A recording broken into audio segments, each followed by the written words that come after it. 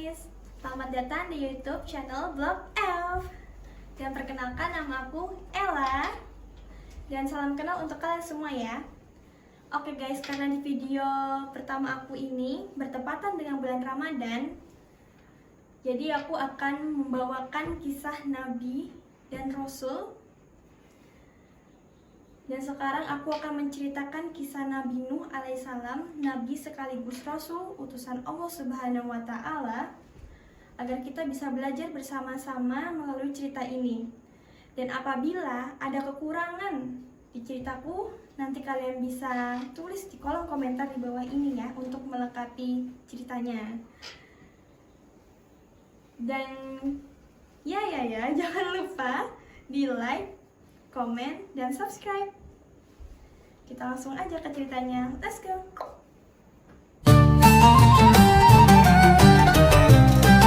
Nabi Nuh alaihissalam adalah rasul pertama, dan semua rasul pasti nabi, dan tidak semua nabi itu rasul. Berarti rasul kedudukannya lebih tinggi daripada nabi, dan beliau adalah salah satu dari 5 rasul-rasul pilihan atau dikenal ulul azm. Dan ini memang Allah Subhanahu wa Ta'ala puji secara khusus Nabi Nuh alaihissalam, Nabi Ibrahim alaihissalam, Nabi Musa alaihissalam, Nabi Isa alaihissalam, dan Nabi Muhammad SAW. Semua ini dikenal dengan atau 5 orang-orang nabi-nabi pilihan ulul azm yang memiliki tekad dan kuat dalam menyampaikan agama Allah Subhanahu wa Ta'ala. Di antaranya Nabi Nuh. Hampir seluruh manusia mengenal manusia yang mulia ini. Allah Subhanahu wa Ta'ala memang menjadikan dakwah beliau yang luar biasa sekitar 950 tahun di kaumnya. Dan akhirnya Allah binasakan kaumnya dan Allah selamatkan beliau dan orang-orang beriman serta jenis-jenis hewan berpasangan di kapalnya. Dan kapal yang dibuat oleh Nabi Nuh adalah kapal mukjizat, bukan kapal biasa. Kapal yang memang Allah Subhanahu wa Ta'ala ciptakan secara khusus, walaupun melalui tangan Nabi Nuh dan orang-orang beriman. Tetapi ini adalah perintah Allah Subhanahu wa Ta'ala, yang Allah awasi secara langsung pembuatan kapal tersebut yang mampu menampung derasnya air hujan yang tertumpah dari langit dan juga keluar dari bumi. Dan pada saat itu terjadi gelombang-gelombang, banjir yang sangat besar sehingga binasa semua hewan-hewan, tumbuh-tumbuhan, dan manusia, kecuali yang ada di atas kapal Nabi Nuh alaihissalam. Nabi Nuh alaihissalam adalah salah satu utusan Allah yang bernasab Nuh bin Lamek bin Mutawashilah bin Idris, yang berarti Nabi Nuh adalah cucunya Nabi Idris, yang bernasab Idris bin Yarid bin Mahlail bin Kainan bin Anush bin Shits bin Adam. Nasab ini adalah manusia-manusia terdekat di awal-awal karena dekat dengan Nabi Adam alaihissalam. Kita sedang bicara periode kehidupan manusia yang sudah terlalu jauh dari kehidupan kita. Diprediksi oleh para ulama sekitar 3993 sampai 3043 sebelum Masehi. Kalau kita bicara sebelum Masehi, sekarang kita berada di tahun 2026 Masehi. Berarti kita mundur 2026 tahun yang lalu menjadi 0 dulu tahun Masehi itu, lalu mundur lagi 3993 tahun. Itulah masanya Nabi Nuh alaihissalam. Jadi manusia yang sudah sangat lama dari masa kehidupan kita. Tetapi kuasa Allah Subhanahu wa Ta'ala, Allah mengekalkan kisahnya dalam Al-Quran agar menjadi pelajaran bukan hanya bagi orang muslim, tapi seluruh alam semesta ini. Mengambil pelajaran dari kisah-kisah manusia terbaik yang telah Allah utus.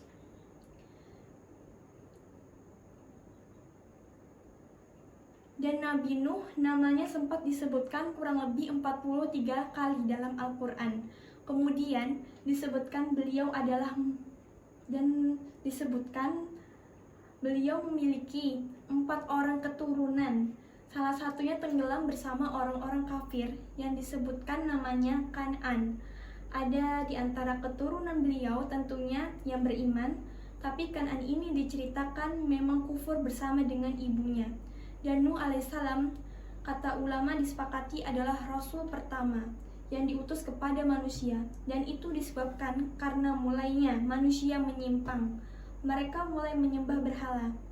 Setelah sebelumnya dari masa Nabi Adam alaihissalam, kemudian Nabi Idris alaihissalam, sampai menjelang diutusnya Nabi Nuh. Itu mereka masih dalam tauhid. Mereka masih belum menyembah berhala. Tetapi karena banyaknya orang-orang saleh di masa itu, maka iblis datang setelah Idris alaihissalam meninggal dunia. Waktu antara Idris, karena ini adalah kakeknya Nabi Nuh, cukup panjang karena umur mereka di masa itu ribuan tahun. Umur mereka ribuan tahun ya, maka cukup panjang, cukup jauh jaraknya antara Idris dan juga cucunya Nuh alaihissalam. Maka iblis datang kemudian membisikkan kepada orang-orang dari manusia di saat itu agar mereka membuat patung-patung untuk orang-orang saleh yang sudah meninggal. Bukan tujuannya untuk disembah, tetapi bagaimana patung-patung tersebut diletakkan di depan rumah mereka atau di pinggir-pinggir jalan mereka dengan tujuan untuk mengenang kesalehan mereka. Dan akhirnya orang-orang karena melihat itu jadi tertarik untuk mengikuti sejarahnya. Kemudian generasi itu pun melakukannya.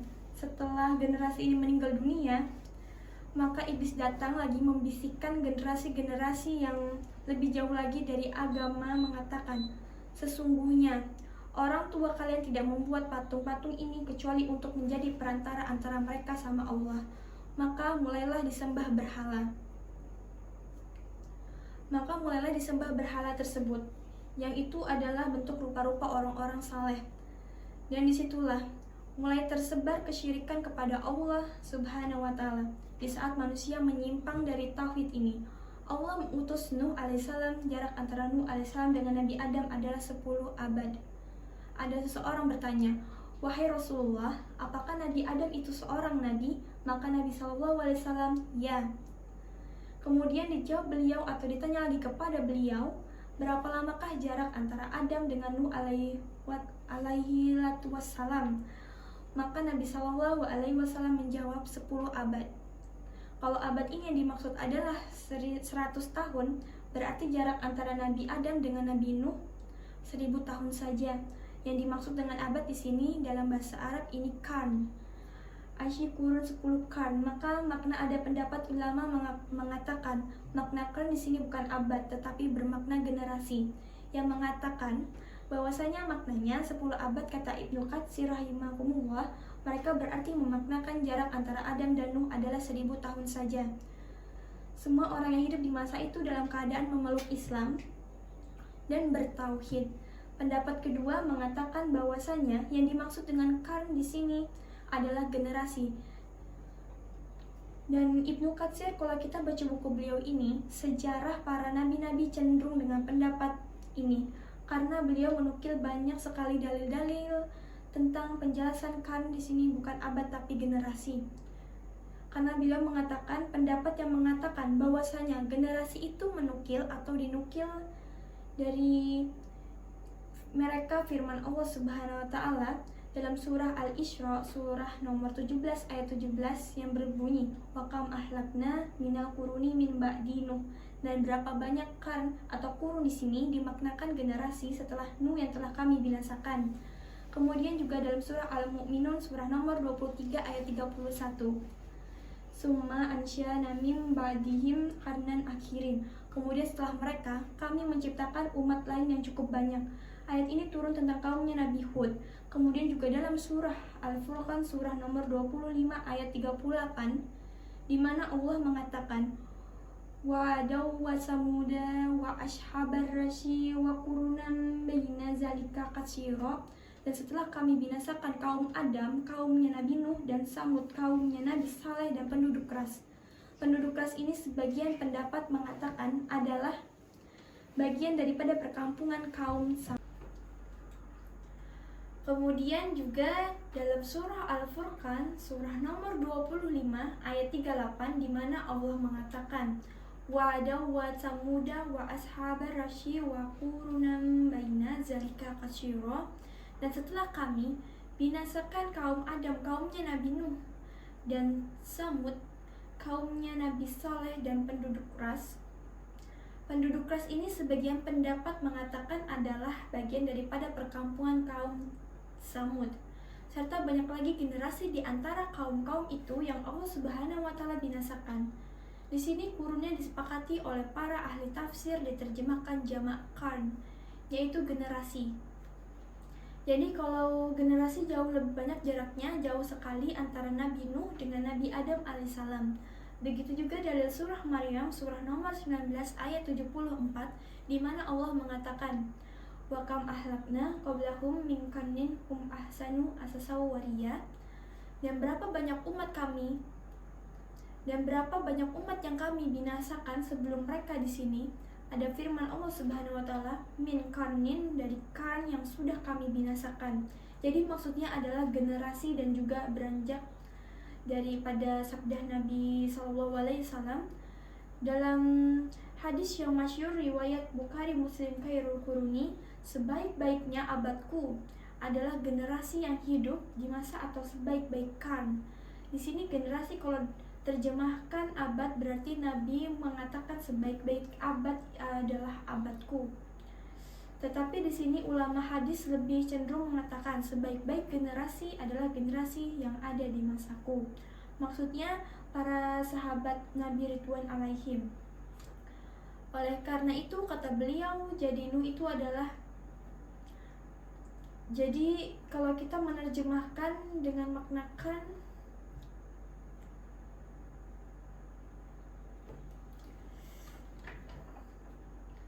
kemudian juga dalam surah Al-Furqan, surah nomor 25 ayat 38, di mana Allah mengatakan wa'adau wa samuda wa ashabar rashi wa qurunam baina zalika katsira. Dan setelah kami binasakan kaum Adam, kaumnya Nabi Nuh, dan Samud, kaumnya Nabi Soleh, dan penduduk keras. Penduduk keras ini sebagian pendapat mengatakan adalah bagian daripada perkampungan kaum Samud. Serta banyak lagi generasi di antara kaum-kaum itu yang Allah Subhanahu wa taala binasakan. Di sini kurunnya disepakati oleh para ahli tafsir diterjemahkan jamak qarn, yaitu generasi. Jadi kalau generasi jauh lebih banyak jaraknya, jauh sekali antara Nabi Nuh dengan Nabi Adam alaihissalam. Begitu juga dalam surah Maryam, surah nomor 19 ayat 74, di mana Allah mengatakan, "Wa kam ahlakna qablahum min qarnin hum ahsanu asasaw wariya." Dan berapa banyak umat yang kami binasakan sebelum mereka. Di sini ada firman Allah Subhanahu wa taala, min qarnin, dari qarn yang sudah kami binasakan. Jadi maksudnya adalah generasi, dan juga beranjak daripada sabda Nabi SAW dalam hadis yang masyhur riwayat Bukhari Muslim khairul quruni, sebaik-baiknya abadku adalah generasi yang hidup di masa atau sebaik-baik qarn. Di sini generasi kalau terjemahkan abad berarti Nabi mengatakan sebaik-baik abad adalah abadku. Tetapi di sini ulama hadis lebih cenderung mengatakan sebaik-baik generasi adalah generasi yang ada di masaku. Maksudnya para sahabat Nabi Ridwan alaihim. Oleh karena itu kata beliau, jadi kalau kita menerjemahkan dengan makna qarn di sini adalah generasi, berarti antara Adam dengan Nuh itu adalah ribuan tahun, bahkan puluhan ribu tahun. Dan secara umum tentunya dapat dikatakan Nabi Nuh alaihissalam diutus Allah ketika manusia menyembah berhala dan tagut. Sebagaimana nanti akan tagut itu semua disembah selain Allah serta tenggelam di dalam kesesatan dan kekafiran, maka Allah pun mengutusnya. Kata Ibnu Katsir rahimakumullah, adapun peristiwa yang dialami Nuh alaihissalam bersama kaumnya dikisahkan dalam hadis dan juga atsar atau riwayat riwayat ya. Kami telah mengemukakan sebelumnya hadis Ibnu Abbas radhiyallahu anhuma yang berbunyi, "Kana baina Adama wa Nuhin asyratun qurunin kulluhum alal Islam." Bahwasanya jarak antara Nabi Adam dan Nabi Nuh alaihissalam adalah 10 abad. Semua orang pada masa itu memeluk Islam atau dalam keadaan tauhid. Dan telah kami sebutkan bahwa yang dimaksud dengan kurun di sini adalah generasi dan masa yang sama dengan 100 tahun. Riwayat Abdullah bin Abbas pada saat menafsirkan firman Allah Subhanahu wa taala dalam surah Nuh, surah nomor 71 ayat 23 terjemahannya.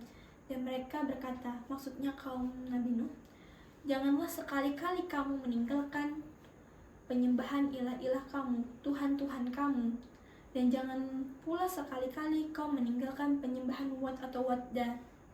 Dan jangan pula kamu tinggalkan Suwa'an dalam ayatnya tadi. Dan jangan meninggalkan Yakut, Ya'uq, dan juga Nasra. Ibnu Abbas mengatakan 5 nama yang disebut di sini yaitu Waddan, Suwa'an, Yakutsan, Yauka, dan Nasra adalah nama-nama orang-orang saleh dari kaumnya Nabi Nuh. Ketika mereka wafat, setan atau iblis membisikkan kepada kaumnya agar mereka membuat patung orang-orang saleh di antara mereka dan memberinya nama dengan nama-nama mereka supaya manusia tidak langsung menolak. Lalu mereka pun mengerjakan hal tersebut. Mulanya berhala-berhala itu tidak disembah setelah mereka meninggal dunia dan ilmu pun telah mulai musnah berkurang, maka patung-patung tersebut akhirnya disembah. Dan Abdullah bin Abbas yang juga mengatakan radhiyallahu anhuma, berhala-berhala yang ada di kalangan kaum Nuh inilah yang akhirnya muncul di tengah-tengah bangsa Arab. Akhirnya turun-temurun manusia mulai menyembah patung-patung. Walaupun setelah pembinasaan manusia yang ada selama cuma di kapal Nabi Nuh, hewan hidup cuma ada di kapal itu saja, bumi mulai lagi dihuni dengan orang-orang beriman saja. Tapi generasi setelahnya datang mulai sesat lagi menyembah berhala dengan bisikan yang sama dari iblis. Karena mereka tidak belajar dari kejadian yang menyebabkan bagaimana kaum Nabi Nuh sesat dan akhirnya mereka dibinasakan. Dan tentu Ibnu Katsir mengatakan jenis penyembahan mereka sangat banyak. Dari berhala-berhala ini, apakah mereka putus sebagai Tuhan langsung sehingga mereka meninggalkan penyembahan kepada Allah? Ada juga yang menganggap Tuhan Allah masih ada, tetapi mereka menjadikan perantara antara mereka sama Allah melalui patung-patung tersebut. Yang menyebabkan kaum Nabi Nuh dibinasakan adalah karena kesyirikannya. Satu-satunya dosa yang tidak akan Allah maafkan di hari kiamat nanti di timbangan amal adalah syirik kepadanya. Orang-orang Makkah kafir Quraisy itu dibinasakan oleh Allah karena kesyirikannya. Lama dakwahnya Nabi Nuh alaihissalam kurang lebih 950 tahun. Dinukil firman Allah Subhanahu wa taala oleh Ibnu Katsir berhubungan dengan masalah itu, yaitu dalam surah Al-Ankabut surah nomor 29 ayat 14. Terjemahannya, dan sungguh kami telah mengutus Nuh kepada kaumnya, maka dia tinggal bersama mereka selama 1000 tahun kurang 50 tahun sama dengan 950 tahun. Kemudian mereka dilanda banjir besar, sedangkan mereka adalah orang-orang yang zalim. Kemudian ayat kelima, ayat-ayat Al-Quran yang menjelaskan tentang Nabi Nuh dan kaumnya dan dakwahnya. Surah Nuh, surah nomor 71 dalam Al-Quran lengkap kurang lebih 28 ayat. Kita terjemahkan langsung. Ayat 1-14, Allah Subhanahu wa taala berfirman, sesungguhnya kami telah mengutus Nuh kepada kaumnya dengan perintah atau perintah dari Allah. Berilah kaummu peringatan sebelum datang kepada mereka azab yang pedih. Nuh berkata, wahai kaumku, sesungguhnya ini adalah seorang pemberi peringatan yang menjelaskan kepada kamu, yaitu sembahlah Allah, bertakwalah kepadanya. Apa yang aku sampaikan berarti dari Allah. Niscaya Dia Allah mengampuni sebagian dosa-dosamu dan menangguhkan kamu atau memanjangkan umurmu sampai waktu batas yang telah ditentukan. Sungguh ketetapan Allah itu apabila telah datang tidak dapat ditunda. Maksudnya hukuman ataupun kematian.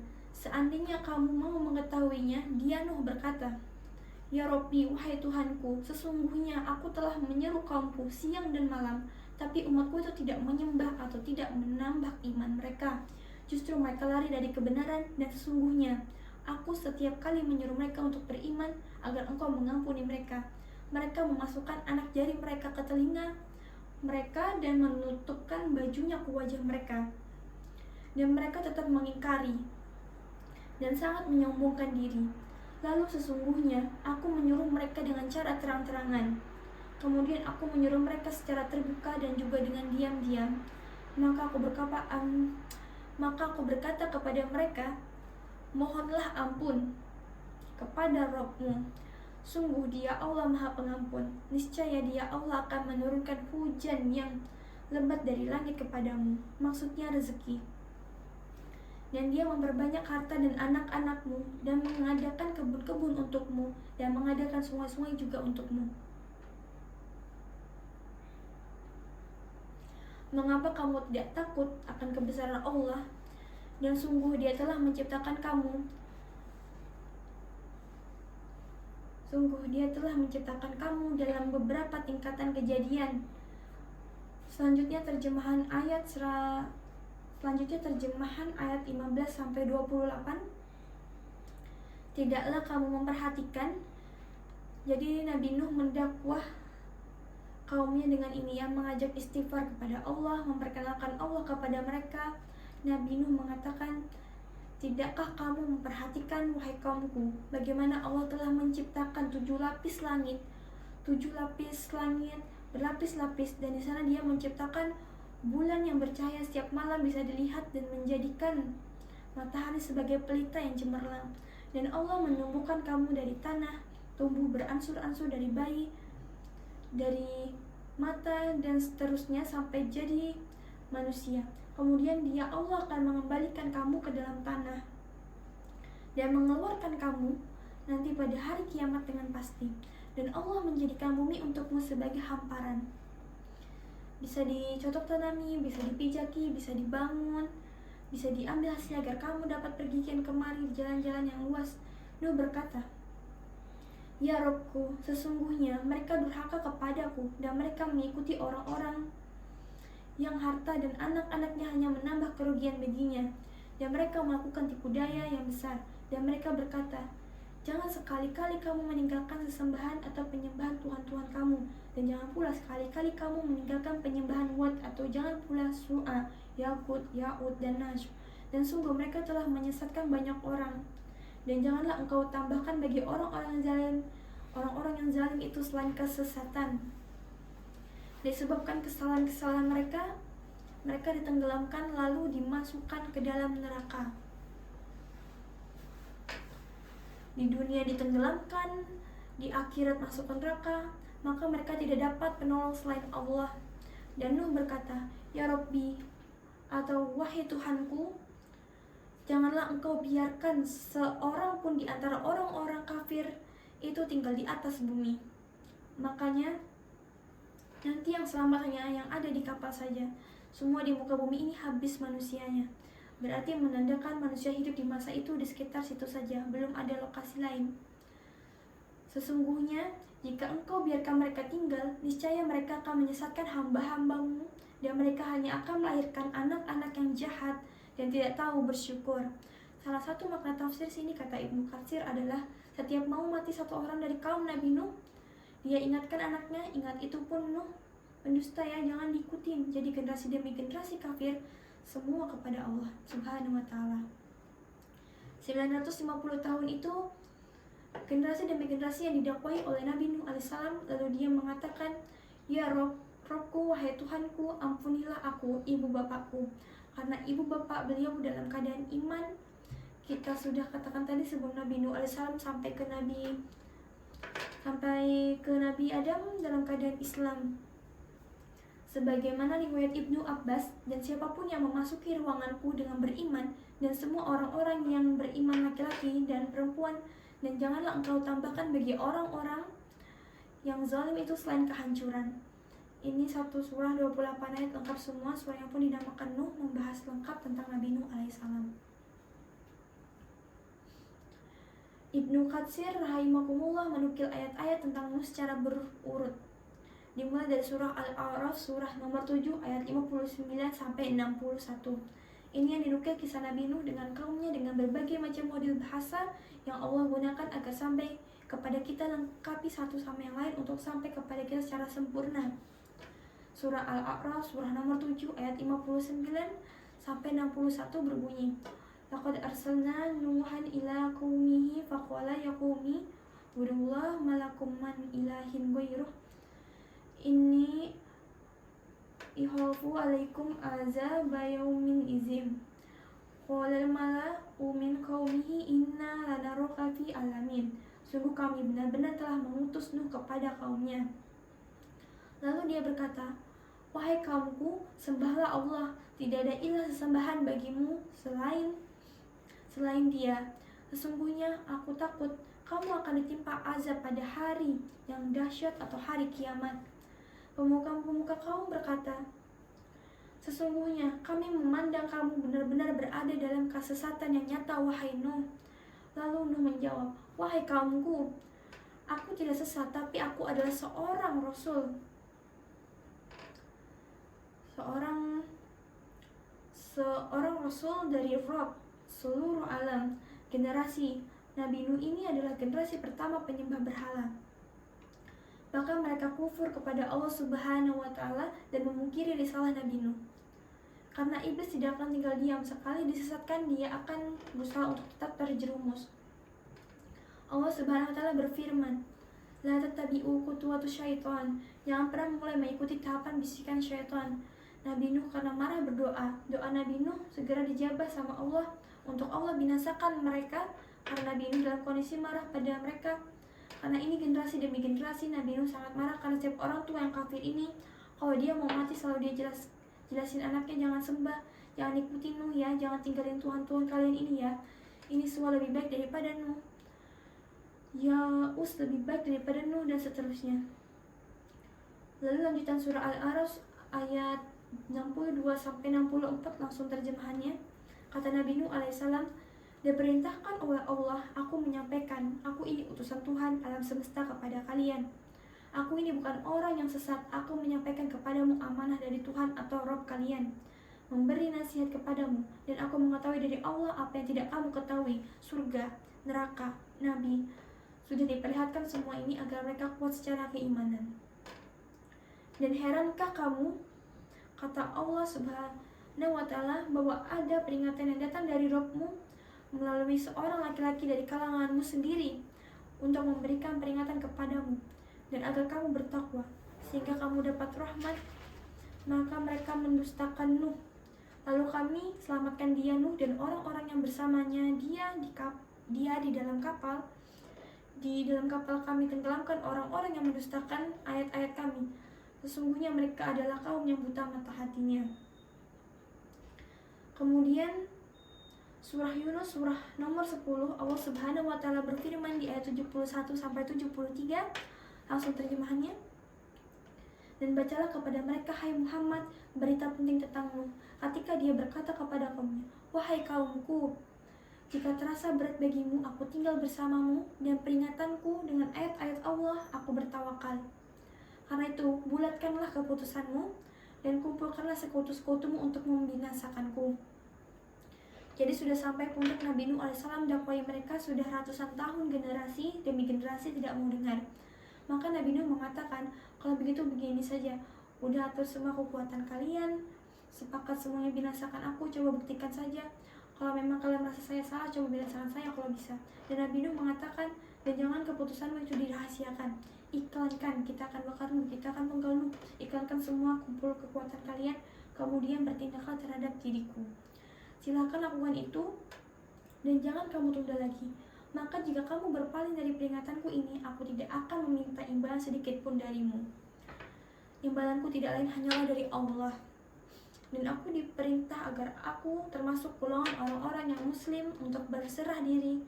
Lalu yang terjadi, kami selamatkan dia, Nuh, dan orang-orang yang bersama di dalam kapal. Dan kami jadikan mereka itu khalifah atau penerus generasi manusia. Dan kami tenggelamkan orang-orang yang mendustakan ayat-ayat kami. Maka perhatikanlah, ini pesan Allah buat kita semua. Bagaimana kesudahan orang-orang yang diberi peringatan ini, sampai padanya nasihat mereka tidak mau dengar. Kemudian surah Hud, surah nomor 11 ayat 25-27, Allah Subhanahu wa Ta'ala berfirman, langsung ke terjemahannya. Dan sungguh kami telah mengutus Nuh kepada kaumnya. Dia berkata, sungguh aku ini adalah pemberi peringatan yang nyata bagi kamu, agar kamu tidak menyembah selain Allah.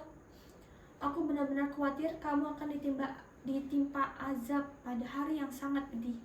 Maka berkatalah para pemuka yang kafir dari kaumnya, kami tidak melihat engkau melainkan hanyalah seorang manusia biasa seperti kami, dan kami tidak melihat orang yang mengikuti kau melainkan orang-orang yang hina di antara kami yang lekas percaya. Kami tidak melihat kamu memiliki suatu kelebihan apapun atas kami, bahkan kami menganggap kamu seorang pendusta. Sekarang lanjutan surah Hud ayat 28-35, langsung ke terjemahannya. Dia Nuh berkata, wahai kaumku, apa pendapatmu jika aku mempunyai bukti yang nyata dari Robku? Ini mukjizat dan aku diberi rahmat dari sisinya. Sedangkan rahmat itu disamarkan bagimu. Apa kami akan memaksa kamu untuk menerimanya, padahal kamu tidak menyukainya? Maksudnya kalau kami akan memaksa kamu untuk menerimanya, padahal kamu tidak menyukainya. Maksudnya kalau kami terus menyampaikan begini dan kamu tolak terima akibatnya, saya tidak mungkin paksa kalian. Wahai kaumku, aku tidak meminta harta kepada kamu sebagai imbalan atas seruhanku, sebagai bentuk aku ini bukan mengejar dunia. Aku tidak minta imbalan. Aku sampaikan nasihat ini, kenalian Allah, ini Allah Tuhan kalian, ini dalilnya dan segala macam. Lalu bayar enggak, aku tidak meminta itu.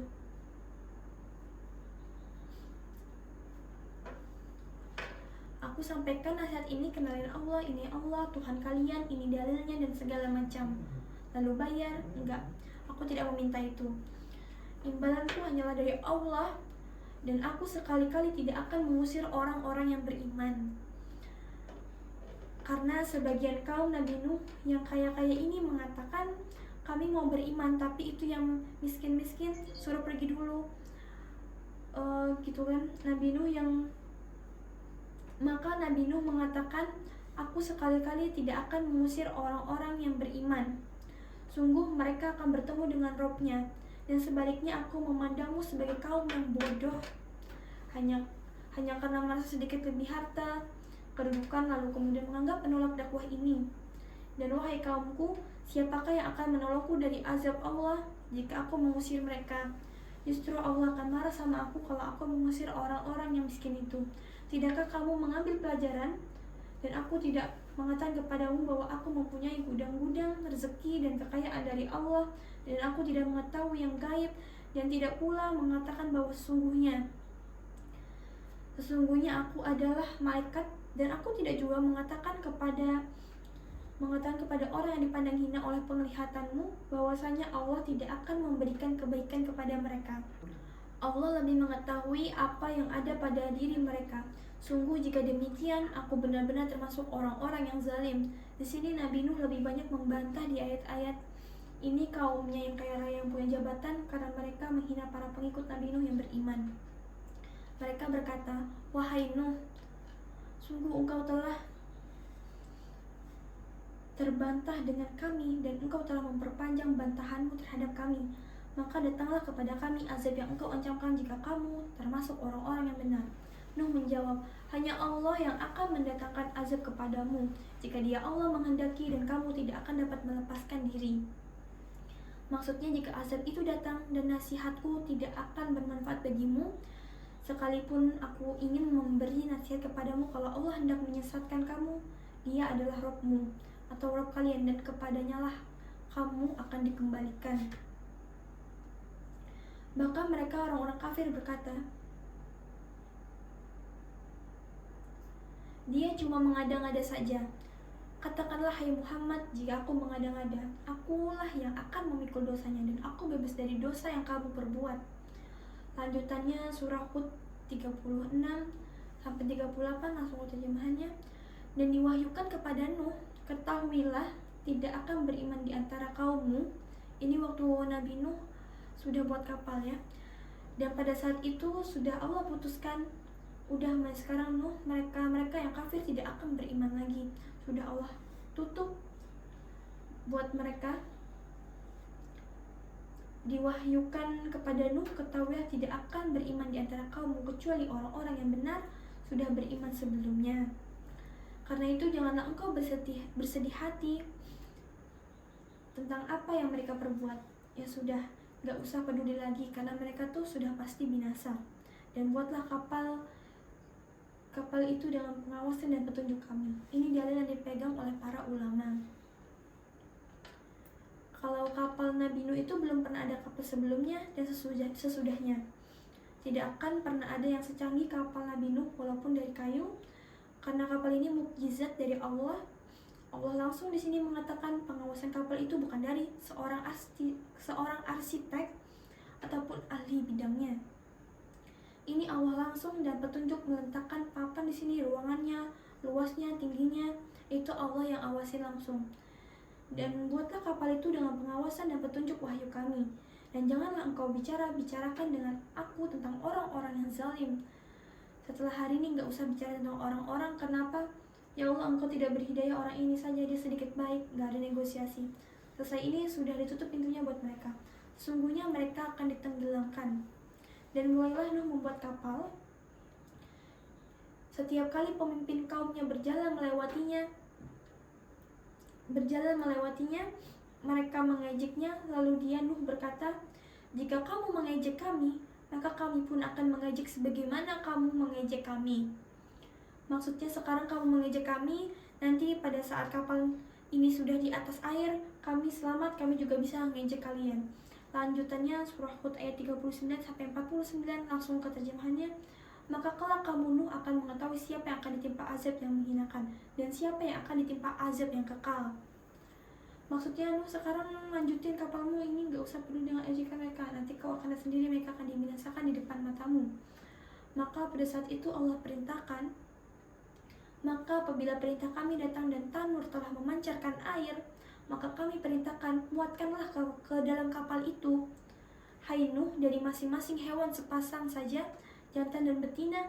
Sebenarnya tanur itu lebih kepada sumber-sumber mata air yang di bawahnya ada apinya.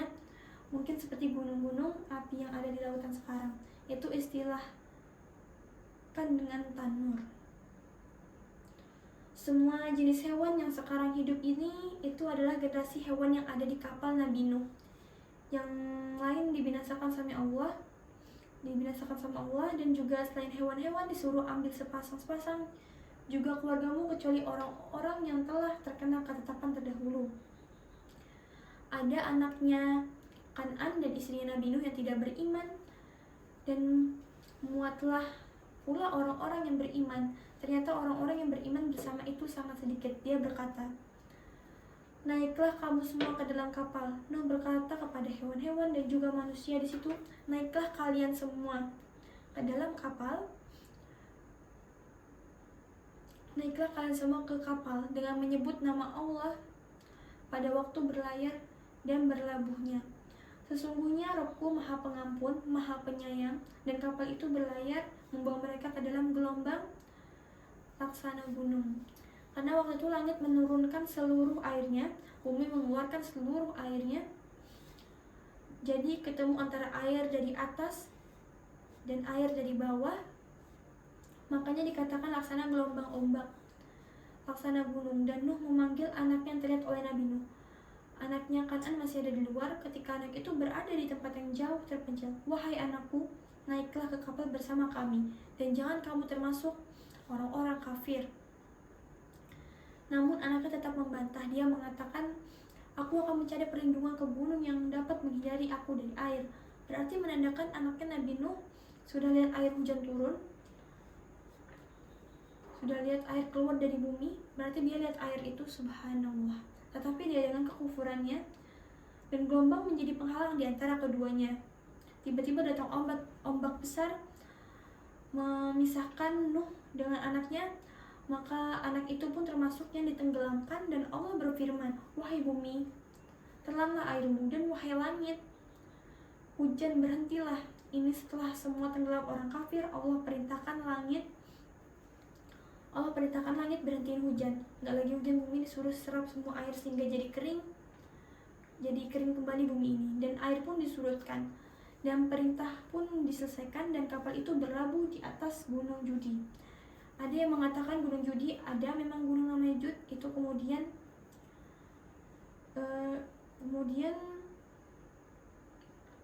itu kemungkinan besar di sana. Tapi Allahu alam tentang kebenarannya, tapi intinya ada Allah sebutkan itu. Dan dikatakan binasalah orang-orang zalim. Dan Nuh memohon kepada Rabb-Nya sambil berkata, "Ya Rabb, sesungguhnya anakku adalah termasuk keluargaku, dan janjimu itu pasti benar. Engkau adalah hakim yang paling adil." Nabi Nuh karena masih sayang sama anaknya, dia masih berharap Allah kasih hidayah, masih bisa diselamatkan, bisa berenang, diselamatkan, naik ke kapal. Allah berfirman kepada Nabi Nuh, "Wahai Nuh, sesungguhnya dia bukan termasuk keluargamu, karena perbuatannya sungguh tidak baik. Sebab itu jangan engkau memohon kepadaku sesuatu yang tidak engkau ketahui hakikatnya. Aku lebih tahu kenapa anakku dalam kondisi kafir dan aku tenggelamkan. Jadi jangan kau masuk ke ranah itu." Maka Nabi Nuh segera bertaubat mengatakan, "Ya Rabbku, sesungguhnya aku berlindung kepadamu untuk memohon kepadamu sesuatu yang aku tidak mengetahui hakikatnya. Kalau engkau tidak mengampuniku dan tidak menaruh belas kasihan kepadaku, niscaya aku termasuk orang-orang rugi." Maka difirmankan, "Wahai Nuh, turunlah dengan selamat, sejahtera, dan penuh keberkahan dari kami. Maksudnya sekarang kau boleh hidup dan semuanya akan diberikan kembali rezeki-rezeki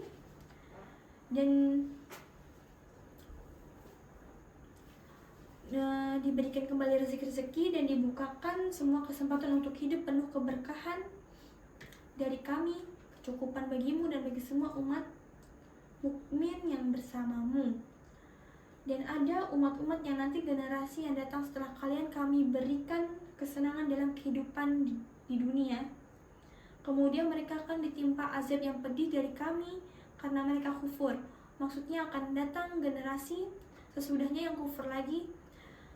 Itulah sebagian berita-berita gaib yang kami wahyukan kepadamu, hai Muhammad, tidak pernah engkau mengetahuinya dan tidak pula kaummu sebelum ini. Maka bersabarlah, sungguh kesudahan ada yang baik adalah bagi orang-orang yang bertakwa. Sebab kenapa Nabi Nuh memohon Allah SWT agar dibinasakan kaumnya? Kata Ibnu Katsir rahimahullah, ketika Nuh sudah merasa putus asa untuk menyuruh kaumnya dan melihat tidak ada kebaikan pada diri mereka, lebih dari itu mereka sudah berbuat di luar batas kewajaran, menentang dan mendustakan dengan berbagai macam cara, baik berupa ucapan maupun perbuatan. Maka Nuh alaihissalam mendoakan keburukan bagi mereka, yaitu doa yang dipanjatkan karena kemarahan. Kalau para nabi-nabi sudah marah dan mereka memohon kepada Allah dengan tulus, maka terjadi, sehingga Allah mengabulkan permintaannya. Ada ayat-ayat Al-Quran di mana Allah menjelaskan Allah akan menerima doa Nuh alaihissalam di surah Qamar surah nomor 54 surah nomor 54 ayat 10. Langsung ke terjemahannya. Dan Nuh mengadu kepada Rabb-Nya, "Sesungguhnya aku telah dikalahkan karena bertahun-tahun berdakwah tidak mau diterima, maka tolonglah aku." Sebelumnya juga ada surah Asy-Syu'ara surah nomor 26 ayat 117 sampai 118. Langsung terjemahannya. Nabi Nuh berkata, "Ya Rabbku, sesungguhnya kaumku telah mendustakan aku, maka berilah keputusan antara aku dengan mereka, dan selamatkanlah aku dan mereka yang beriman bersamaku." Ibnu Katsir menanggapi tentang masalah ini, yaitu firman Allah Subhanahu wa taala surah Nuh ayat 25 sampai 27. Langsung terjemahannya, "Ya Allah mengatakan, dan disebabkan kesalahan-kesalahan mereka ditenggelamkan lalu dimasukkan ke neraka. Jadi setelah mereka disiksa di dunia, mereka juga nanti di akhirat ditambah dengan siksaan yang pedih di neraka. Maka mereka tidak mendapat pertolongan selain Allah." Dan Nuh berkata, "Ya Rabbku, janganlah engkau biarkan seorang pun di antara orang-orang kafir yang tinggal di atas bumi. Sesungguhnya jika engkau membiarkan mereka tinggal, niscaya mereka akan menyesatkan hamba-hambamu, dan mereka hanya akan melahirkan anak-anak yang jahat dan tidak tahu bersyukur." Orang-orang yang kafir, pembangkangnya itu nanti kalau ada anaknya diajarin juga sama dia kekufuran begitu. Itu sebabnya Nabi Nuh marah. Kata Ibnu Katsir, maka kesalahan akibat kekufuran dan kejahatan dan kutukan Nabi atas mereka pun menyatu dan menimpa mereka. Pada saat itu Allah Ta'ala memerintahkan Nabi Nuh untuk membuat perahu dalam ukuran yang amat besar, dan belum pernah ada sebelumnya dan tidak akan pernah ada sesudahnya perahu sebesar ukuran perahu yang dibuat oleh Nabi Nuh alaihissalam tadi. karena ini mukjizat. Kalau mukjizat tidak akan ada yang bisa melewatinya. Allah memberitahukan Nabi Nuh jika telah datang perintahnya dan azabnya yang telah menimpa kaumnya, maka sekali-kali dia tidak akan menarik lagi. Jadi waktu Nabi Nuh bilang, ya Allah, binasakanlah kaumku ini, ya Allah, binasakanlah semua yang kafir, jangan tinggalkan satupun di antara mereka, karena mereka hanya akan melahirkan generasi yang kufur juga. Maka Allah ingatkan dulu, Nuh, ini kalau saya kabulkan gak bisa ditarik lagi. Jangan nanti begitu mulai banjir kamu kasihan lalu kamu minta kepada Allah agar ditarik, gak ada lagi penarikan siksa kalau sudah datang. Sekarang sabar, berdakwah sampai Allah kasih atau Allah kabulkan, diterima, tapi gak bisa lagi ditarik kalau azab datang. Ibnu Katsir menukil mengatakan, sebagian ulama salaf mengatakan setelah Allah mengabulkan permintaan Nabi Nuh alaihissalam, dia memerintahkan agar Allah memerintahkan Nuh menanam sebatang pohon saja, satu batang pohon, entah pohon apa ini.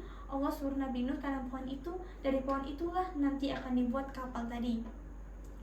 Setelah keseluruhan atau sebagian secara keseluruhan, mereka juga menukil mengatakan tinggi perahu tersebut adalah 30 hasta, kemudian bertingkat 3 lantai yang masing-masing, tingkat berketinggian 10 hasta, lantai dasar untuk tempat binatang, lantai tengah diperuntukkan bagi penampungan umat manusia, sedangkan lantai ketiga paling atas untuk burung-burung. Pintunya terdapat di bagian samping dan memiliki penutup bagian atas setiap lantainya. Dan ini tentunya salah satu hal yang dititik beratkan atau dijelaskan tentang masalah jenis daripada kapal tersebut. Setelahnya ada penjelasan lebih jauh tentang masalah tanur tadi. Tanur itu yang tempat keluarnya air tapi ada sumber apinya. Tenggelamnya istri dan anak Nabi Nuh yang kafir disebutkan dalam surah Tahrim, surah nomor 66 ayat 10. Surah nomor 66 ayat 10. Di ayat 10 surah Tahrim, Allah mengatakan, Allah membuat istri Nuh dan istri Lot sebagai perumpamaan bagi orang-orang kafir. Keduanya berada di bawah pengawasan. Artinya Nabi Nuh dan Nabi Lot terus ingatan, terus awasin itu. Mereka berdua ini, istri Nabi Lut dan Nabi Nuh, berada di bawah pengawasan 2 orang hamba kami yang salah di antara hamba-hamba kami. Lalu kedua istri itu berkhianat kepada suaminya masing-masing, tidak mau dengar. Maka suami itu tidak dapat membantu atau tidak bisa membantu mereka sedikit pun dari siksa Allah. Dan dikatakan kepada keduanya, masuklah ke dalam jahanam bersama orang-orang yang kafir. Wasiat Nabi Nuh alaihissalam untuk kaumnya atau untuk keturunannya dinukil dari atau oleh Ibnu Katsir rahimakumullah. Kata beliau, dari Abdullah bin Amr radhiyallahu anhu, sahabat Nabi yang mulai menceritakan, kami pernah berada di sisi Rasulullah sallallahu alaihi wasallam. Tiba-tiba ada seorang dari penduduk padang pasir datang dengan mengenakan jubah yang dilapisi sutra bergaris. Kemudian beliau bersabda, ketahuilah bahwa sahabat kalian ini telah merendahkan martabat setiap penunggang kuda dan mengatakan ia ingin merendahkan martabat setiap penunggang kuda dan mengangkat derajat setiap pengembala. Lebih lanjut dia menceritakan kemudian Rasulullah SAW mengambil jubahnya seraya bersabda, maukah aku perlihatkan kepadamu pakaian orang-orang yang tidak berakal? Selanjutnya beliau bersabda juga, sesungguhnya Nabi Nuh ketika menghadapi kematian berpesan kepada anaknya, sesungguhnya aku akan berwasiat kepadamu, yaitu aku perintahkan kepadamu untuk mengakui bahwasanya tidak ada ilah yang hak selain Allah. Seandainya langit 7 lapis dan bumi 7 lapis tingkat diletakkan di satu daun timbangan, dan kalimat la ilaha illallah di daun timbangan yang lainnya, niscaya timbangan kalimat tauhid ini akan, karena timbangan kalimat tauhid ini akan lebih berat. Aku wasiatkan pula supaya engkau selalu mensucikan dan memuji memuji Allah, karena dengannya terjalin segala sesuatu dan dengannya pula makhluk itu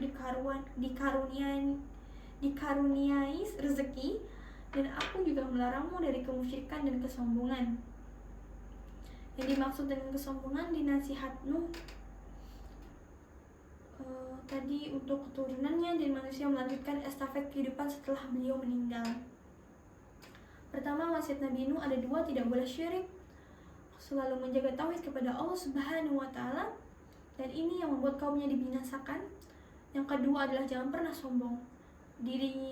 Dirinikan oleh Nabi SAW dengan definisinya, yaitu menentang kebenaran dan menghinakan orang lain, sombong karena mereka menolak dakwah Nabi Nuh. Keutamaannya Nabi Nuh alaihissalam yang pertama, beliau adalah awal rasul. Nabi Nuh adalah nabi ketiga, serta beliau adalah rasul pertama setelah Nabi Adam dan Nabi Idris. Yang kedua, Allah Subhanahu wa Ta'ala memuji beliau sebagai hamba yang banyak bersyukur. Ini secara khusus Allah sebutkan di dalam surah Al-Isra, surah nomor 17 ayat 3. Nuh itu terkenal adalah hamba yang syukur, hamba yang paling banyak bersyukur. Kata Ibnu Katsir, ada yang mengatakan bahwa Nabi Nuh alaihissalam selalu memuji Allah Subhanahu wa Ta'ala sepanjang hidupnya, selalu memuji Allah atas nikmat tersebut. Bahkan semua aktivitasnya diisi dengan alhamdulillah. Yang ketiga, keutamaan beliau adalah beliau tidak pernah bosan mendakwai kaumnya siang dan malam, kecuali sudah sampai pada puncaknya karena sudah mencapai 950 tahun, barulah beliau memohon kepada Allah keselamatan dan dimenangkan dari kaumnya. Yang keempat, namanya disebutkan dalam Al-Quran sebanyak 43 kali dan juga termasuk Nabi yang cukup banyak namanya disebutkan. Yang kelima, salah satu dari ulul azm, 5 nabi-nabi pilihan. Yang keenam, dia termasuk salah satu nabi yang akan nanti kita, ini umat Muhammad SAW, dan Nabi Muhammad memberikan kesaksian pada hari kiamat. Nabi Nuh alaihissalam dan umatnya akan didatangkan hari kiamat untuk menegakkan hujah, supaya mereka tidak katakan Allah zalim, didatangkan Nabi Nuh dengan kaumnya lalu dikatakan hari kiamat. Allah berfirman kepada Nuh, apakah engkau sudah menyampaikan risalah, menyampaikan dakwah yang aku perintahkan, hai Nuh? Nabi Nuh mengatakan, sudah wahai Robku. Lalu Allah mengatakan kepada umatnya, kaumnya yang ditenggelamkan, yang kafir, apakah dia Nuh sudah menyampaikan risalah kepada kalian? Di hari kiamat di depan Allah mereka masih dusta. Mereka mengatakan belum. Tidak ada seorang nabi pun yang datang kepada kami. Selanjutnya Allah pun bertanya kepada Nuh alaihissalam, sebenarnya Allah tidak butuh ini, tapi Allah ingin menegakkan hujah kepada kaum Nabi Nuh. Siapakah yang akan menjadi saksi? Siapakah yang akan menjadi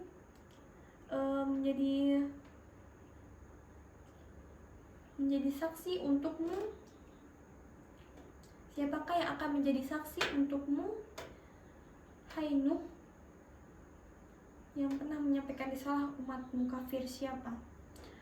Maka kata Nabi Nuh alaihissalam, Muhammad dan umatnya. Jadi kita ini akan datang di hari kiamat, kita akan jadi syuhada, saksi-saksi pada hari kiamat, karena kita baca dalam Al-Quran. Dengan begitu tidak ada lagi alasan kaumnya Nabi Nuh untuk menolak. Selanjutnya yang ketujuh, dia termasuk Nabi yang akan kita berikan kesaksian pada hari kiamat sehingga beliau dipastikan selamat dan umatnya akan ditegakkan hujah atas mereka. Allah menerima doanya, maka Allah binasakan kaumnya dan termasuk istrinya dan anaknya yang kufur. Sebagaimana Allah sebutkan dalam surah Safat, surah nomor 37 ayat 75-76, dalam surah Nuh, surah nomor 71 ayat 25-27, dan yang ke-8, Allah menjadikan keturunan Nuh lah dan orang-orang yang beriman kepadanya itu yang melanjutkan estafet kehidupan manusia. Sebagaimana Allah sebutkan dalam surah Safat, surah nomor 37 ayat 77, dan kami jadikan keturunan Nuh itu mayoritasnya manusia dari keturunan Nuh. Yang ke-9 terakhir adalah dia memberikan wasiat kepada anaknya tentang masalah bagaimana tauhid kepada Allah dan jangan sampai berbuat kesyirikan, serta juga jangan berbuat kesombongan. Perbedaan Nabi dan Rasul, khilaf antara ulama tentunya. Kalau Ibnu Taimiyah mengatakan Nabi diutus untuk kaum yang tidak menentang dakwah, sedangkan Rasul diutus untuk kaum yang menentang. Kenapa Nabi Nuh alaihissalam diangkat jadi Rasul? Karena kaumnya sudah mulai menyembah berhala dan menentang.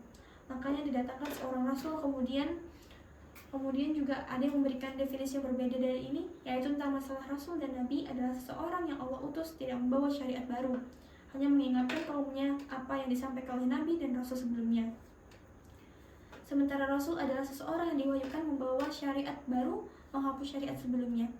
Jadi kalau Rasul pasti bawa risalah baru, membawa kitab baru, menghapus syariat sebelumnya, walaupun ada kadang-kadang syariat yang masih berlanjut. Kenabian dan kerasulan ini sebagaimana ulama mengatakan, Nabi itu semua rasul, pasti Nabi, dan tidak semua Nabi itu rasul. Dalam firman Allah Subhanahu wa Ta'ala, surah Maryam, surah nomor 19 ayat 58, mereka adalah orang-orang yang telah Allah beri nikmat. Allah pilih mereka dari kalangan nabi-nabi, dari keturunan Adam, dan siapapun yang kami bawa bersama Nuh di atas kapal, dan dari keturunan Ibrahim dan juga Yakub atau Israel yang telah kami berikan hidayah dan kami pilih mereka. Kalau dibaca ayat-ayat Allah atau Zat yang Maha Ngasih kepada mereka sujud dan mereka menangis. Allah mengutus 124.000 nabi, diantaranya 313 rasul. Dalam riwayat yang lain 315 rasul yang tersebut di dalam Al-Quran ada 25 nabi dan rasul. Nah, itu dia guys, kisah dari Nabi Nuh alaihissalam yang aku kutip dari ceramah Ustadz Khalid Basalamah. Kalau kalian ingin tahu lebih lanjut cerita kisah Nabi Nuh alaihissalam ini, kalian bisa langsung dengarkan di ceramah beliau ya. Dan semoga kita bisa mengambil banyak pelajaran dari kisah Nabi Nuh alaihissalam ini dan bisa menjadi manusia yang lebih baik lagi di kemudian harinya. Dan salah khilaf mohon dimaafkan. Wassalamualaikum warahmatullahi wabarakatuh.